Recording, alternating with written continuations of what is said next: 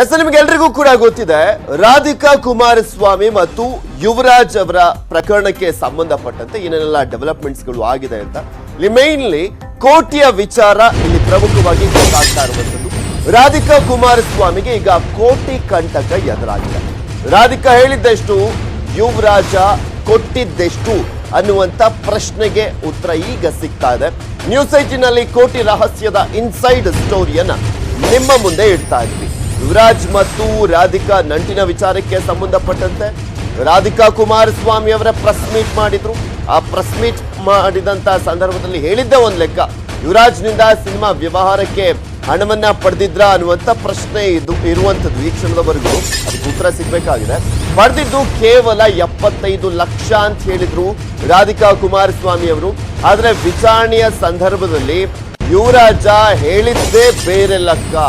ರಾಧಿಕಾಗೆ ಕೊಟ್ಟಿದ್ದು 1,27 ಲಕ್ಷ ರೂಪಾಯಿ ಅಂತೆ. ವಿಚಾರಣೆ ವೇಳೆ ಸಿಸಿಬಿಗೆ ತಿಳಿಸಿದ್ದಾನೆ ಯುವರಾಜ. 1,27 ಲಕ್ಷ ವ್ಯವಹಾರವನ್ನ ಬ್ರೇಕ್ ಮಾಡಿತ್ತು ಆ ಸಂದರ್ಭದಲ್ಲಿ ನ್ಯೂಸ್ 18 ಕನ್ನಡ. ಈಗ ಈ ಹಣ ವಾಪಸ್ ಮಾಡಿದ್ದಾರಂತೆ ರಾಧಿಕಾ ಕುಮಾರಸ್ವಾಮಿ. ರಾಧಿಕಾ ಕುಮಾರಸ್ವಾಮಿ 1,27 ಲಕ್ಷ ಹಣವನ್ನ ವಾಪಸ್ ಮಾಡಿದ್ದಾರೆ. ರಾಧಿಕಾ ತನ್ನ ಸಹೋದರನ ಮೂಲಕ ಹಣವನ್ನ ವಾಪಸ್ ಮಾಡಿರುವಂತದ್ದು. ಸಿಸಿಬಿಗೆ 1,27 ಲಕ್ಷ ಹಣವನ್ನ ತಲುಪಿಸಿದ್ದಾರೆ ರಾಧಿಕಾ. ಈ ಹಣ ಕೋರ್ಟ್ ಸುಪರ್ದಿಗೆ ನೀಡಿದ್ದಾರೆ ಸಿಸಿಬಿ ಅಧಿಕಾರಿಗಳು. ಈ ಹಣದ ಬಗ್ಗೆ ತನಿಖೆಯನ್ನ ನಡೆಸ್ತಾ ಇದ್ದಾರೆ ಸಿಸಿಬಿ ಅಧಿಕಾರಿಗಳು. ಈಗ 1,27 ಲಕ್ಷ ಯಾವ ರೀತಿಯಾಗಿ ಕೊಟ್ರು ಅನ್ನುವಂಥದ್ದು ಕೂಡ ಗೊತ್ತಾಗಬೇಕಾಗಿದೆ.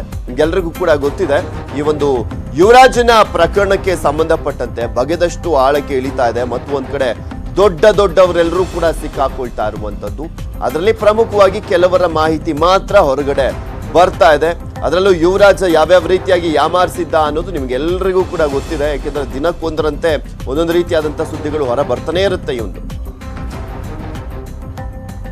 ದುಡ್ಡು ಹಾಕ್ಸಿ ನನಗೆ ಡೇಟ್ ಬ್ಲಾಕ್ ಮಾಡಿ, ನನಗೆ ಈ ತರ ನೆಕ್ಸ್ಟ್ ಇಯರ್ ನನಗೆ ಡೇಟ್ಸ್ ಬೇಕು, ಹಿಸ್ಟಾರಿಕಲ್ ಸಿನಿಮಾ ಮಾಡ್ತಾ ಇದ್ದೀನಿ, ನಾನು ದೊಡ್ಡ ಮಟ್ಟದಲ್ಲಿ ಮಾಡ್ತಾ ಇದ್ದೀನಿ ಅಂದ್ಬಿಟ್ಟು ಅದಾದ ನಂತರ ಅವ್ರು ತುಂಬಾ ಜನ ಹೋಗಿ ಆರ್ಟಿಸ್ಟ್ಗಳನ್ನ ಮೀಟ್ ಮಾಡ್ಬಿಟ್ಟು ಬಂದೆ ಅಂತ ಹೇಳ್ತಾ ಇದ್ರು. ಸೊ ಸಿನಿಮಾ ಮಾಡೋದಕ್ಕೆ 60 ಲಕ್ಷ, ಇನ್ನೊಂದು 15 ಲಕ್ಷ ಸ್ವಾಮಿ ಅಕೌಂಟ್ ಇಂದ ಬಂದಿರೋ ಒಂದಿದು 15 ಲಕ್ಷ, 75 ನನಗೆ ದುಡ್ಡು ಹಾಕ್ಸಿ ನನಗೆ ಡೇಟ್ ಬ್ಲಾಕ್ ಮಾಡಿ, ನನಗೆ ಈ ತರ ನೆಕ್ಸ್ಟ್ ಇಯರ್ ನನಗೆ ಡೇಟ್ಸ್ ಬೇಕು, ಹಿಸ್ಟಾರಿಕಲ್ ಸಿನಿಮಾ ಮಾಡ್ತಾ ಇದ್ದೀನಿ, ನಾನು ದೊಡ್ಡ ಮಟ್ಟದಲ್ಲಿ ಮಾಡ್ತಾ ಇದ್ದೀನಿ ಅಂದ್ಬಿಟ್ಟು ಅದಾದ ನಂತರ ಅವ್ರು ತುಂಬಾ ಜನ ಹೋಗಿ ಆರ್ಟಿಸ್ಟ್ಗಳನ್ನ ಮೀಟ್ ಮಾಡ್ಬಿಟ್ಟು ಬಂದೆ ಅಂತ ಹೇಳ್ತಾ ಇದ್ರು. ಸೊ ಸಿನಿಮಾ ಮಾಡೋದಕ್ಕೆ 60 ಲಕ್ಷ, ಇನ್ನೊಂದು 15 ಲಕ್ಷ ಸ್ವಾಮಿ ಅಕೌಂಟ್ ಇಂದ ಬಂದಿರೋ ಒಂದಿದು 15 ಲಕ್ಷ, 75. ಸೊ ನಿಮ್ಗೆಲ್ರಿಗೂ ಕೂಡ ಗೊತ್ತಿದೆ. ಎಸ್, ಈಗಲೂ ಕೂಡ ನೀವು ಗಮನಿಸ್ಕೊಂಡ್ರಿ ರಾಧಿಕಾ ಕುಮಾರಸ್ವಾಮಿ ಅವರು ಏನ್ ಸ್ಟೇಟ್ಮೆಂಟ್ ಕೊಟ್ರು ಅಂತ. 75 ಲಕ್ಷ ಹಣದ ವಿಚಾರಕ್ಕೆ ಸಂಬಂಧಪಟ್ಟಂತೆ ಅವರು ಮಾತನಾಡಿದ್ರು. ಬಟ್ ಅಲ್ಲಿ ಸಂದಾಯ ಆಗಿರುವಂತಹ ಹಣದ ಲೆಕ್ಕನೇ ಬೇರೆ.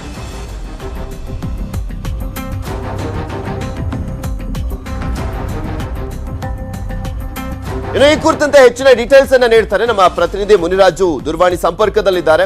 ಎಸ್ ಮುನಿರಾಜು, ರಾಧಿಕಾ ಕುಮಾರಸ್ವಾಮಿ ಅವರು ಅವತ್ತು 75 ಲಕ್ಷ ಅಂತ ಹೇಳಿದ್ರು. ಅದಾದ್ಮೇಲೆ 1,27 ಲಕ್ಷ ಅಂತ ಗೊತ್ತಾಯ್ತು. ಈಗ ಅದೆಲ್ಲವನ್ನು ಕೂಡ ಸಿಸಿಬಿಗೆ ವಾಪಸ್ ಕೊಟ್ಟಿದ್ದಾರಂತೆ. ಯಾವ ರೀತಿಯಾಗಿ 1,27 ಲಕ್ಷವನ್ನ ವಾಪಸ್ ಕೊಟ್ಟಿರುವಂತದ್ದು?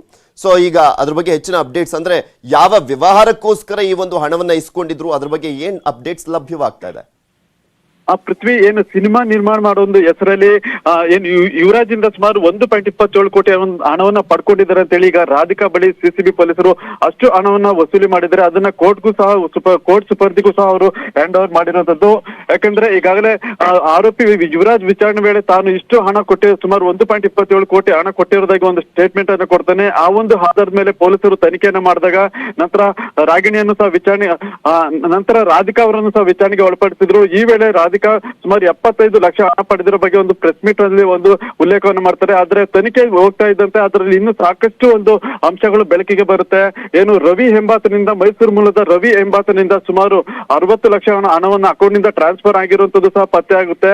ಕೂಡಲೇ ಸಿಸಿಬಿ ಪೊಲೀಸರು ಹೆಚ್ಚಿನ ವಿಚಾರಣೆ ಮಾಡಿದಾಗ ಖುದ್ದು ರಾಧಿಕಾ ಅವರೇ ಒಂದು ಹಣವನ್ನ ವಾಪಸ್ ಮಾಡಿರುವಂತದ್ದು. ಮತ್ತೆ ಸಿಸಿಬಿ ಪೊಲೀಸರು ಅದನ್ನ ಒಂದು ಬ್ಯಾಂಕ್ಗೂ ಸಹ ಒಂದು ಸುಪರ್ದಿಗೆ ಹ್ಯಾಂಡ್ ಓವರ್ ಮಾಡಿ ಅದನ್ನ ಒಂದು ಲೀಗಲೈಸ್ ಮಾಡಿದ್ದಾರೆ. ಈಗಾಗಲೇ ಇದೇ ಒಂದು ಪ್ರಕರಣದ ಒಂದು ಆಯಾಮದಲ್ಲಿ ಇನ್ನಷ್ಟು 1,27 ಲಕ್ಷ ಕೊಟ್ಟಿದಾರಲ್ಲ, ಅದು ಬ್ಲಾಕ್ ಮನಿ ಕೊಟ್ಟಿರುವಂತದ್ದ ಅಥವಾ ಅಕೌಂಟ್ ಟು ಅಕೌಂಟ್ ಟ್ರಾನ್ಸ್ಫರ್ ಆಗಿರೋದಾ?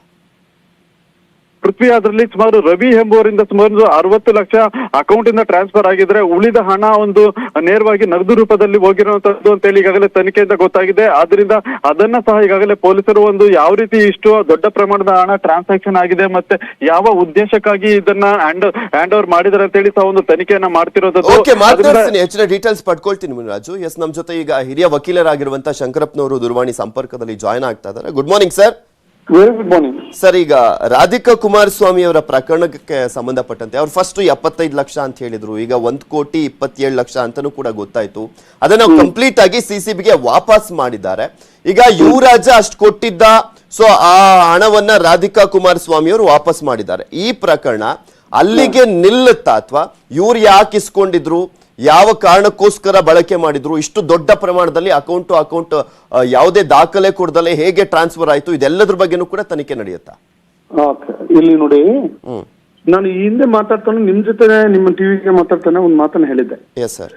ಏನಾದ್ರೂ ಒಳಸಂಚು, ಕ್ರಿಮಿನಲ್ ಕಾನ್ಸ್ಪಿರಸಿ, ಅಪರಾಧಿಕ ಒಳಸಂಚು ಅಂತಕ್ಕಂಥ ಮನಸ್ಥಿತಿ ಇಟ್ಕೊಂಡು ರಾಧಿಕಾ ಅವರು ಆ ದುಡ್ಡನ್ನ ತಗೊಂಡಿದ್ರೆ ನಿಜವಾಗ್ಲೂ ಸಹ ರಾಧಿಕಾ ಅವ್ರನ್ನ ಅಪರಾಧಿಯನ್ನಾಗಿ ಇದ್ರಲ್ಲಿ ಮಾಡಬಹುದಾಗಿತ್ತು. ಇಲ್ಲಿ ರಾಧಿಕಾ ಅವರು ಬಹಳ ಸ್ಪಷ್ಟವಾಗಿ ಹೇಳಿದ್ದಾರೆ, ನನ್ನ ಜೊತೆ ಶಕುಂತಳ ಅಂತಕ್ಕಂಥ ಫಿಲಮ್ ಅನ್ನ ತೆಗಿತೀವಿ ಅಂತಕ್ಕಂಥ ಮಾತುಕತೆ ಆಗಿತ್ತು. ಸೊ ಆ ಸಂಬಂಧದಲ್ಲಿ ಅವರ ಕಡೆಯಿಂದ ಯಾರು ನನ್ನ ಅಕೌಂಟ್ಗೆ ಟ್ರಾನ್ಸ್ಫರ್ ಮಾಡಿದ್ದಾರೆ ಅಮೌಂಟ್ ಅನ್ನ. ಸೊ ಆ ಅಮೌಂಟ್ ಒಂದ್ ವೇಳೆ ನಿಜ ನಾವು ಇನ್ನು ಫಿಲಮ್ ಮಾಡಿಲ್ಲ, ನಾವು ಒಂದ್ ವೇಳೆ ಅದೇ ಅವ್ರೇನಾದ್ರು ಮೋಸ ಮಾಡಿ ತಗೊಂಡಿರ್ತಕ್ಕಂಥ ಅಮೌಂಟ್ ಅನ್ನೋದಾದ್ರೆ ಅದು ನಾನು ವಾಪಸ್ ಕೊಡ್ತೀನಿ ಅಂತಕ್ಕಂಥ ಮಾತನ್ನು ಸಹ ಅವ್ರು ಹೇಳಿದ್ರು. ಸೊ ಪ್ರಾಸಿಕ್ಯೂಷನ್ಗೆ ಯುವರಾಜನ ವಿರುದ್ಧ ಯುವರಾಜ್ ಮೋಸ ಮಾಡಿದ್ದಾನೆ, ಅನೇಕ ಜನಗಳಿಗೆ ಮೋಸ ಮಾಡಿದ್ದಾನೆ ಅಂತಕ್ಕಂಥ ಅಪರಾಧವನ್ನ ಪ್ರೂವ್ ಮಾಡ್ಬೇಕಂದ್ರೆ ಪೊಲೀಸ್ ಅವ್ರಿಗೆ ಈ ರಾಧಿಕಾ ಅವರು ಕೊಟ್ಟಿರ್ತಕ್ಕಂಥ ಅಮೌಂಟ್ ಅಥವಾ ರಿಕವರಿ ಮಾಡಿರ್ತಕ್ಕಂಥ ಅಮೌಂಟ್ ಏನಿದೆ ಅದು ಬಹಳ ಬಹುದೊಡ್ಡವಾಗಿರ್ತಕ್ಕಂಥ ಎವಿಡೆನ್ಸ್ ಪ್ರಾಸಿಕ್ಯೂಷನ್ ಸೈಡ್ ಆಗ್ತದೆ. ಸೊ ಹಾಗಾಗಿ ರಾಧಿಕಾ ಅವ್ರನ್ನ ಯಾವುದೇ ಕಾರಣಕ್ಕೂ ಸಹ ಅದರಲ್ಲಿ ಅಕ್ಯೂಸ್ಡ್ ಅನ್ನಾಗಿ ಮಾಡೋದಿಲ್ಲ. ರಾಧಿಕಾ ಅವ್ರನ್ನ ಪ್ರಾಸಿಕ್ಯೂಷನ್ ವಿಟ್ನೆಸ್ ಅಂತ ಮಾಡ್ಕೊತಾರೆ. ಆ ಪ್ರಾಸಿಕ್ಯೂಷನ್ ಬಂದಿರ್ತಕ್ಕಂಥ ದುಡ್ಡು, ಯಾಕಂದ್ರೆ ಅವ್ರು ರಿಕವರಿ ತೋರಿಸ್ಬೇಕಲ್ಲ. ಯಾಕಂದ್ರೆ ಯುವರಾಜ್ಗೆ ಕೊಟ್ಟಿರ್ತಕ್ಕಂಥ ದುಡ್ಡು ಪೊಲೀಸ್ ಅವ್ರಿಗೆ ರಿಕವರಿ ಮಾಡಿ ಅಂತ ಹೇಳ್ತಾರೆ, ರಿಕವರಿ ಮಾಡಿದ್ರ ಅಂತ ಕೇಳ್ತಾರೆ ಪೊಲೀಸ್ ಅವರು.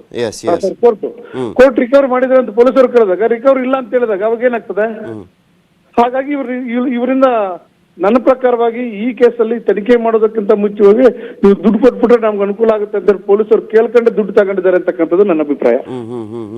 ಯಾಕಂದ್ರೆ ಅವನು 1,27 ಲಕ್ಷ ಅಂತ ಹೇಳಿದ್ದ, ಇವ್ರು ಒಂದ್ಸಲಿ 75 ಲಕ್ಷ ಅಂತ ಹೇಳಿದ್ರು. ಈಗ ಕಂಪ್ಲೀಟ್ ಆಗಿ ಅವ್ನು ಹೇಳಿದ ಲೆಕ್ಕದ ಪ್ರಕಾರನೇ ಕಂಪ್ಲೀಟ್ ಆಗಿ ಸಿಸಿಬಿ ಅಧಿಕಾರಿಗಳಿಗೆ 1,27 ಲಕ್ಷನೂ ಕೂಡ ವಾಪಸ್ ಮಾಡಿದ್ದಾರೆ ರಾಧಿಕಾ ಕುಮಾರ್. ಅದೇ 1,27 ಲಕ್ಷ ವಾಪಸ್ ಮಾಡಿದ್ದಾರೆ ಅಂದ್ರೆ ಇವರು ಬಹಳ ಸ್ಟ್ರಾಂಗ್ ವಿಟ್ನೆಸ್ ಯಾರು ಪ್ರಾಸಿಕ್ಯೂಷನ್ಗೆ. ಇವ್ರನ್ನೇನಾದ್ರು ಆರೋಪಿ ಮಾಡಿದ್ರೆ ವೇಸ್ಟ್ ಆಗ್ತದೆ, ಪ್ರಯೋಜನ ಆಗೋದಿಲ್ಲ ಅವ್ರಿಗೆ ಪ್ರಾಸಿಕ್ಯೂಷನ್. ಇವ್ರನ್ನ ವಿಟ್ನೆಸ್ ಮಾಡಿದ್ರೆ ಮಾತ್ರ ಇವ್ರಿಗೆ ಉಪಯೋಗ ಬರ್ತದೆ ಪ್ರಾಸಿಕ್ಯೂಷನ್ಗೆ, ಅವ್ರ ವಿರುದ್ಧ ಕೇಸ್ ಸಾಕ್ಷಿಗಳ ಸಮೇತ ಪ್ರೂವ್ ಮಾಡ್ಲಿಕ್ಕೆ. ಸೊ ಹಾಗಾಗಿ ರಾಧಿಕಾ ಅವ್ರನ್ನ ಇದರಲ್ಲಿ ಪ್ರಾಸಿಕ್ಯೂಷನ್ ವಿಟ್ನೆಸ್ ಆಗಿ ಮಾಡ್ಕೊಳ್ಳೋದಕ್ಕೆ ಸಾಧ್ಯತೆಗಳು ಹೆಚ್ಚಾಗಿದ್ದಾವೆ. ಇವರನ್ನ ಆರೋಪಿ ಮಾಡುವಂತ ಸಾಧ್ಯತೆಗಳು ಬಹಳ ಕಡಿಮೆ ಇದಾವೆ. ಒಂದು. ಎರಡನೇ ವಿಚಾರ, ಆ ಲೆಕ್ಕಕ್ಕೆ ಬಂದ್ರೆ ಈಗ ಬ್ಯಾಂಕಿಗೆ ನಾವು ಯಾವ ಕಳ್ತನ ಮಾಡ್ಕೊಂಡ್ ಬಂದಿರ್ತಾರೆ, ಕಳ್ತನ ಮಾಡ್ಕೊಂಡಿರ್ತಕ್ಕಂಥ ದುಡ್ಡನ್ನ ಬ್ಯಾಂಕ್ ಕಟ್ಬಿಟ್ಟಿರ್ತಾನೆ. ಈಗ ಬ್ಯಾಂಕ್ ಇಂದ ರಿಕವರಿ ಮಾಡಕ್ ಆಗ್ತದೆ ಅದು? ಇವರೇನೋ ಪ್ರೈವೇಟ್ ಪರ್ಸನ್ ಆಯ್ತು, ರಿಕವರಿ ಮಾಡಕ್ ಅನುಕೂಲ ಆಯ್ತು. ಒಂದೊಂದು ಸರ್ಕಾರಿ ಸಂಸ್ಥೆಗಳಿಗೆ ಕೊಟ್ಟಿರ್ತಕ್ಕಂಥ ದುಡ್ಡು ಅದನ್ನ ರಿಕವರಿ ಮಾಡಕ್ಕಾಗತ್ತಾ? ಮಾಡಕ್ಕಾಗಲ್ಲ. ಸೊ ಹಾಗಾಗಿ ಯಾವಾಗ ಆ ರಿಕವರಿ ಮಾಡ್ಬೇಕಂದ್ರೆ ಅವರಿಂದ ರಿಕವರಿ ಮಾಡ್ಲಿಕ್ಕೆ ಆಗಲ್ಲ ಪೊಲೀಸರಿಗೆ. It's wrong process actually. But ಇವ್ರು ಕೊಟ್ಟಿರ್ತಕ್ಕಂಥ ದುಡ್ಡು ವಾಪಸ್ ಕೊಡ್ತೀನಿ ಅವರೇ ವಾಲಂಟಿಯರ್ ಆಗಿ ಹೇಳಿದ್ರಿಂದ ಅದು ಒಂದು ರೀತಿಯಲ್ಲಿ ಅನುಕೂಲ ಆಯ್ತು. ಅದರಿಂದ ಪ್ರಾಸಿಕ್ಯೂಷನ್ ವಿಟ್ನೆಸ್ ಮಾಡ್ಕೊಳ್ಳಿಕ್ಕೆ ಬಹಳ ಹೆಚ್ಚು ಸಾಧ್ಯತೆಗಳು ಇದಾವೆ ಅನ್ನೋದನ್ನ ನನ್ನ ಅಭಿಪ್ರಾಯ. ಹಾಗಾಗಿ ಕ್ರಿಮಿನಲ್ ಒಳಸಂಚು ಇಲ್ಲದೆ ಇರ್ತಕ್ಕಂಥ ಯಾವುದೇ ಟ್ರಾನ್ಸಾಕ್ಷನ್ ಅನ್ನು ಸಹ ಅದು ಅಪರಾಧಿ ಸ್ಥಾನದಲ್ಲಿ ನಿಲ್ಲಿಸಲಿಕ್ಕೆ ಸಾಧ್ಯತೆ ಇಲ್ಲ. ಒಳಸಂಚು ಇಟ್ಕೊಂಡು, ಯಾಕಂದ್ರೆ ಯುವರಾಜನ ಕೃತ್ಯಗಳಲ್ಲಿ ಇವರೇನಾದ್ರೂ ಒಳಸಂಚು ಮಾಡಿ ಆ ದುಡ್ಡನ್ನ ಕಲೆಕ್ಟ್ ಮಾಡಿದ್ರೆ ಇವರು ಸೆಕ್ಷನ್ 120B ಅಡಿಯಲ್ಲಿ ಬರ್ತಾರೆ, ಸೆಕ್ಷನ್ 420 ಬರ್ತದೆ. ಆಗ ಮಾತ್ರ there must be meeting of mind, conspiracy ಇವೆಲ್ಲ ಇರ್ತವೆ.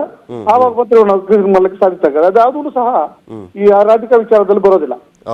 ಹಾಗಾಗಿ ಪೊಲೀಸರು ಇವ್ರನ್ನ ಆರೋಪಿಯನ್ನಾಗಿ ಮಾಡ್ಲಿಕ್ಕೆ ಸಾಧ್ಯತೆ ಬಹಳ ಕಡಿಮೆ. Thank you so much sir, ಸಾಕಷ್ಟು ಡೀಟೇಲ್ಸ್ ಅನ್ನ ಕೊಟ್ಟಿದ್ದಕ್ಕೆ. ಬೆಂಗಳೂರಿಗೆ